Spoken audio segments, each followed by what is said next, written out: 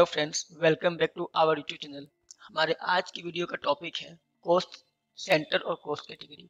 तो चलिए देखते हैं कि कॉस्ट सेंटर और कॉस्ट कैटेगरी होता क्या है। जैसा कि हम जानते हैं कि जब हम जनरल एंट्री करते हैं स्पेशली किसी एक्सपेंस के पेमेंट की, तो उसमें होता है क्या कि अगर सिंगल एक्सपेंस हो तो उसमें तो कोई प्रॉब्लम नहीं होती, सिंपल हम एंट्री पास कर देते हैं expense account debit to bank और कैश। लेकिन अगर जो हमने एक्सपेंस किया है उसके और भी छोटे छोटे कंपोनेंट हैं अगर, ठीक है, तो एंट्री के टाइम क्या होता है वो कंपोनेंट नहीं दिख पाते। जैसे एक एग्जांपल से आप समझ सकते हैं, आपकी कंपनी है और कंपनी में सपोज कि 3 लोग ऐसे हैं जो कमीशन के बेस पे काम करते हैं। वो 3 लोगों का आप कमीशन दे रहे हैं 10-10 हज़ार रुपए। तो जो नॉर्मल हम जनरल एंट्री पास करेंगे तो क्या करेंगे, commission account debit to bank, ठीक है, और मान के 10-10 हज़ार रुपये दे रहे हैं तो 30 हज़ार से एंट्री हम पास कर देंगे, कमीशन अकाउंट डेबिट 30 हज़ार टू बैंक 30 हज़ार। लेकिन वो जो 30 हज़ार रुपये हैं वो किन किन लोगों को हमने दिया, ये डिटेल हम जनरल एंट्री में नहीं देख पाते।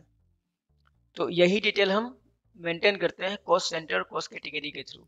आप ऐसा समझिए कि आपने स्टेशनरी परचेज की 10 हज़ार रुपये की, तो स्टेशनरी परचेज की 10 हज़ार की, तो उसमें हो सकता है कि A4 शीट भी हो, पेन भी हो, पेपर भी हो, स्टेपलर भी हो, उसका पिन भी हो, ग्लू भी हो।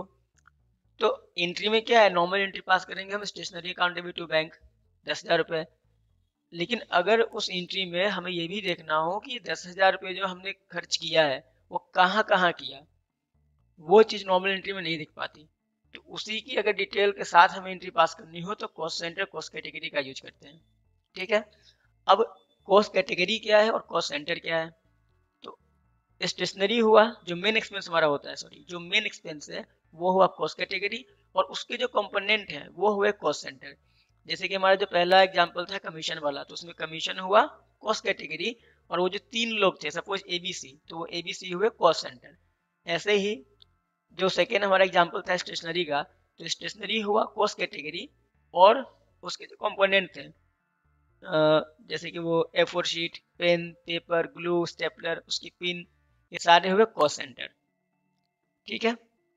तो चलिए देखते हैं कि हम टैली प्राइम में कॉस्ट सेंटर और कॉस्ट कैटेगरी मेंटेन कैसे करते हैं। तो इसके लिए सबसे पहले हम क्या करेंगे, अपनी कंपनी क्रिएट करके F11 प्रेस करेंगे। यहाँ से हम आएंगे इनेबल कॉस्ट सेंटर पे, इसे हम कर देंगे यस, और फिर इसको हम कर देते हैं सेव।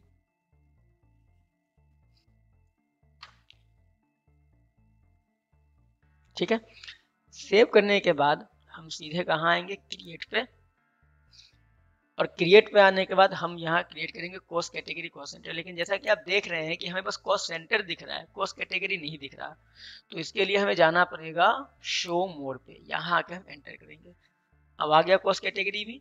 तो सबसे पहले हम करेंगे क्या, cost category maintain, cost category create, category पे एंटर किया, क्रिएट न्यू, और जैसे यहाँ मैंने डाल दिया, सपोज मैं 3 लोगों को सैलरी दे रहा हूँ, छोटी कंपनी है मेरी, तो SALARY सैलरी।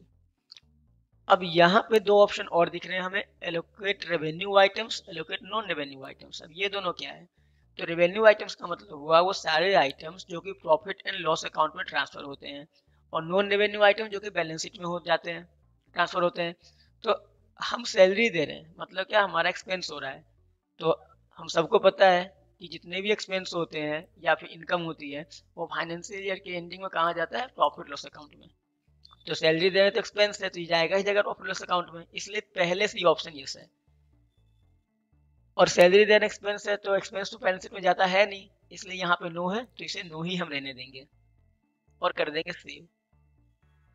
इसके बाद बैक आके हम कहाँ जाएंगे, कोस्ट सेंटर पे, और यहाँ अपना सबसे पहले कैटेगरी चूज हम कर लेंगे, क्या था, सैलरी, सैलरी लिया।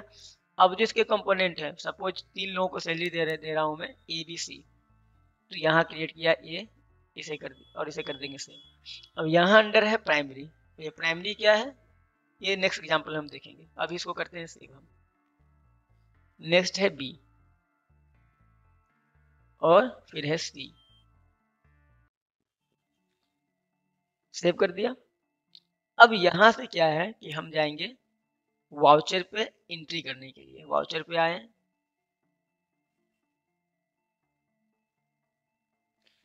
हम आगे पेमेंट वाउचर में। अब यहाँ क्या करना है, अभी तक हमने क्या किया है, कॉस्ट कैटेगरी क्रिएट किया है। अब हमें एंट्री करनी है टैली में, तो एंट्री करने के लिए क्या है, हमें पास लेजर होना चाहिए सैलरी का, जो कि हमने अभी तक क्रिएट किया नहीं है। तो यही क्या करेंगे, ऑल्ट सी कर लेंगे या क्रिएट पे जा सकते हैं, और यहाँ से हम बना लेंगे सैलरी का लेजर। ये क्या होगा हमारे लिए, इनडायरेक्ट एक्सपेंस, और फिर इसे कर देंगे हम सेव। जैसे 3 लोगों को दे 10,000 सैलरी, तो कितना हुआ, 30,000। अब जैसे ही अमाउंट डाल के हम एंटर करेंगे, तो ये क्या होगा कि कॉस्ट कैटेगरी का पेज कॉस्ट एलोकेशन के लिए खुल जाएगा। मतलब इस 30,000 की डिटेल हम यहाँ डालेंगे। तो पहले तो क्या करना है, हमें करना है प्रेस स्पेस, और यहाँ से अपना कैटेगरी चूज हम कर लेंगे। फिर एक एक करके उसके जो कंपोनेंट है या कॉस्ट सेंटर है वो करेंगे हम चूज। तो पहला है ए, इसको दिया हमने कितना, 10,000। फिर है बी, इसे भी दिया 10,000। और फिर है सी, इसे भी दिया 10,000। तो बैलेंस इसने खुद ही ले लिया, इसको कर देंगे सेव। यहाँ से ले लिया हमने कैश। अब देखिए ऐसा हो सकता है आपके साथ भी कि जब आप एंट्री कर रहे हो, तो यहाँ पे यहाँ तो डिटेल दिखे आपको, लेकिन एंट्री के बाद इस वाउचर में डिटेल ना दिखे, तो इसमें घबराने की बात नहीं है। आप सिंपल यहाँ क्या करें, F12 कर दे प्रेस, और F12 प्रेस करके यहाँ पे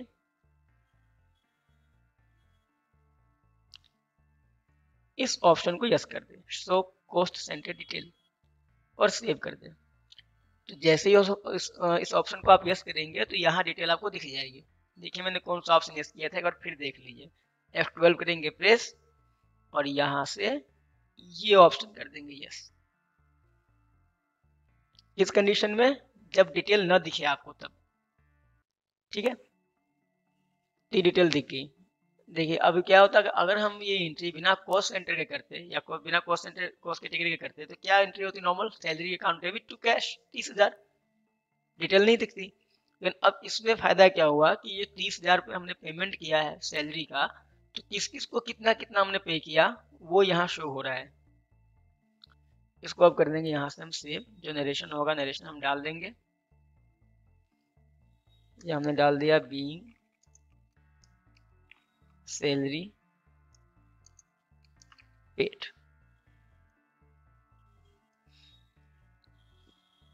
ठीक है। अब जो कॉस्ट सेंटर था, इसकी प्रॉपर रिपोर्ट अगर हमें देखनी हो, तो इसके लिए क्या करना है, हम जाएंगे गेटवे ऑफ टैली पे, फिर जाएंगे कहाँ, डिस्प्ले मोड रिपोर्ट्स पे, फिर जाएंगे स्टेटमेंट ऑफ अकाउंट्स पे, और यहाँ से जाना है कॉस्ट सेंटर पे, फिर कैटेगरी समरी पे। यहाँ डिटेल दिख जाएगी आपको कि सैलरी 30,000 हमने पेमेंट किया है, डेबिट है, और ये 30,000 किया था पेमेंट, जिसमें ए को 10,000, बी को 10,000 और सी को 10,000 हमने पे किया है। ठीक है, आई होप कि आपको ये समझ में आया हो। आगे बढ़ते हैं। अभी हमने देखा था कि जब हम कॉस्ट सेंटर बना रहे थे अपना, तो कॉस्ट सेंटर के टाइम क्या था, यहाँ अंडर में प्राइमरी आ रहा था। देखिए ये यहाँ पे, अब ये क्या है, तो जैसे देखिए हमारा मेन एक्सपेंस था सैलरी, वो कॉस्ट कैटेगरी में हमने उसको क्रिएट किया था कॉस्ट कैटेगरी में। उसके जो कंपोनेंट थे ABC, उसे हमने क्रिएट किया था कॉस्ट सेंटर में। अब मान लीजिए जैसे एक मेन एक्सपेंस था, उसके 3 कंपोनेंट थे। अब उस कंपोनेंट के भी अलग अलग कंपोनेंट्स अगर हो, तो वो हम क्रिएट करते हैं प्राइमरी में। जैसे ऐसे समझिए कि एक एग्जांपल के साथ कोई कंपनी है, उसने अपने जितने भी उसके एम्प्लॉयज के यहाँ जितने भी स्टाफ है या एम्प्लॉय काम करते हैं, उन सबको क्या किया है कि कॉलिंग के लिए फ़ोन दे रखा है, और सबके पास अलग अलग तरीके की सिम है। किसी के पास पोस्ट पेड है सिम, किसी के पास प्रीपेड है। तो और सिम जो है 3 तरीके के, एक जियो है, एक वोडाफोन है, और एक आइडिया है। ठीक है, या फिर जियो है, आइडिया और एयरटेल है। ठीक है, उसमें भी अब जो मेन एक्सपेंस हुआ क्या, मोबाइल एक्सपेंस। उस मोबाइल एक्सपेंस के 3 कंपोनेंट हुए, जियो, आइडिया और एयरटेल। अब इस 3 जो कंपोनेंट है, जियो, आइडिया, एयरटेल, इसके भी अगर 2-2 कंपोनेंट हो जाए, जैसे पोस्टपेड, प्रीपेड, तो क्या हुआ, एक तो मेन एक्सपेंस था मोबाइल एक्सपेंस, ये 3 हिस्सों में बटा, और इसको जो 3 हिस्से थे वो तीनों के तीनों 2 अलग अलग हिस्सों में बट गए। तो उस कंडीशन में क्या होगा, हम उस कॉस्ट सेंटर में जो अंडर था प्राइमरी, वहां हम अलग से हमें क्रिएट करना होगा। या फिर एक और एग्जांपल ले सकते हैं, जैसे आपकी कंपनी है, उसने क्या किया कि एडवर्टीजमेंट पे खर्च किया, सपोज 50,000 खर्च किए, तो उसमें क्या है कि मेन जो एक्सपेंस एडवर्टीजमेंट हुआ, तो वो तो हम क्रिएट करेंगे कहाँ, कॉस्ट कैटेगरी में। अब उस एडवर्टीजमेंट में क्या है कि बैनर भी हो सकता है, पोस्टर भी है, बैनर पे एक्सपेंस, बैनर बैनर पे खर्च किया है, पोस्टर पे खर्च किया है, छोटे छोटे पर्चे होते हैं लिफलेट, वो बंटवाया है। इसके अलावा न्यूज चैनल में एडवर्टाइजमेंट करवाया है, न्यूज पेपर में करवाया है। तो अब इसी में अगर ऐसा हो कि न्यूज चैनल में भी अलग अलग न्यूज चैनल को अलग अलग पैसे दिए हैं एडवर्टीजमेंट के लिए, न्यूज़पेपर में भी वही किया है, तो उस कंडीशन में क्या है कि मेन एक्सप्रेस एडवर्टीजमेंट हुआ, उसके कंपोनेंट हो गए banner, poster, leaflet, news channel, newspaper, और फिर उस न्यूज चैनल के भी अलग अलग हिस्से हो गए, जैसे जी न्यूज, आज तक, जो न्यूज़पेपर है उसके भी हो गए, हिंदुस्तान टाइम्स, द हिंदू। तो अगर ऐसी कंडीशन हो तो वहां बनाते हैं वो अंडर में जाके। तो देखते हैं करते कैसे हैं। तो यहाँ मैं मोबाइल फ़ोन का एग्जांपल लूँगा, पहले क्रिएट पे आते हैं, कोस्ट कैटेगरी पे आ गए, और यहाँ डाल दिया मोबाइल एक्सपेंस।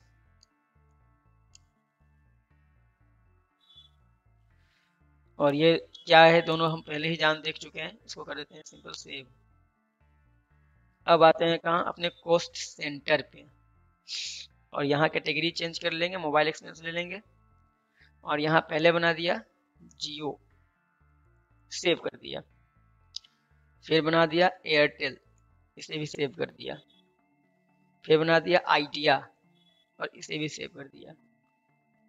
तो देखिए मेन एक्सपेंस था मोबाइल एक्सपेंस, उसके 3 कंपोनेंट थे, जियो, आइडिया और एयरटेल, ठीक है। अब ये जो 3 जियो, आइडिया, एयरटेल थे, इनके भी 2-2 कंपोनेंट हैं, तो अब हम वो यहाँ क्रिएट करेंगे। कैसे, सपोज यहाँ नाम डाल दिया जियो पोस्ट पेड, और यहाँ ले लेना है अंडर में जियो, फिर जियो प्रीपेड, और यहाँ ले लेंगे जियो, ऐसे ही एयरटेल पोस्ट पेड, और यहाँ एयरटेल, फिर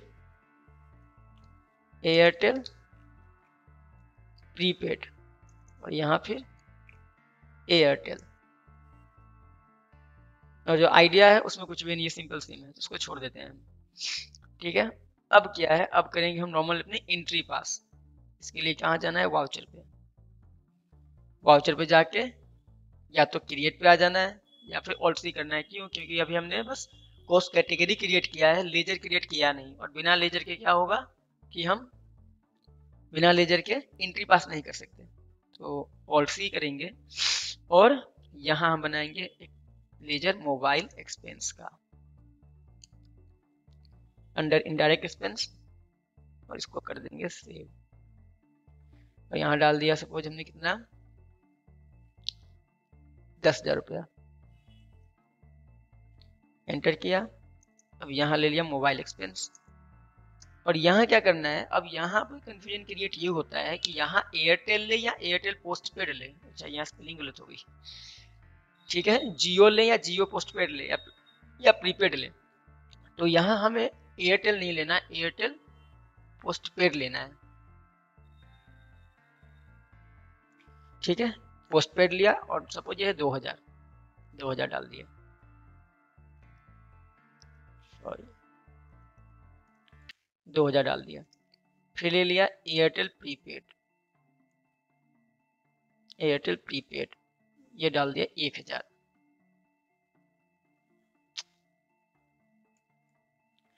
फिर ले लिया हमने जियो पोस्ट पेड, ये 3,000।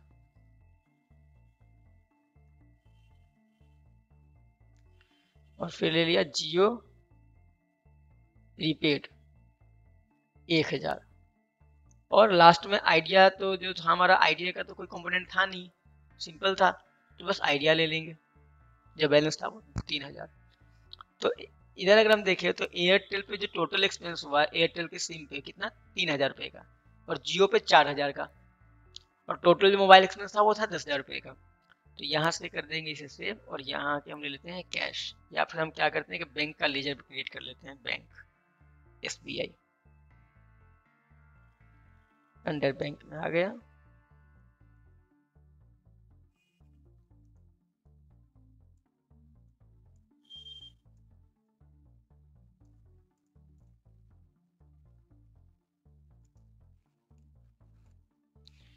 और यहाँ से एंट्री कर देंगे सेव।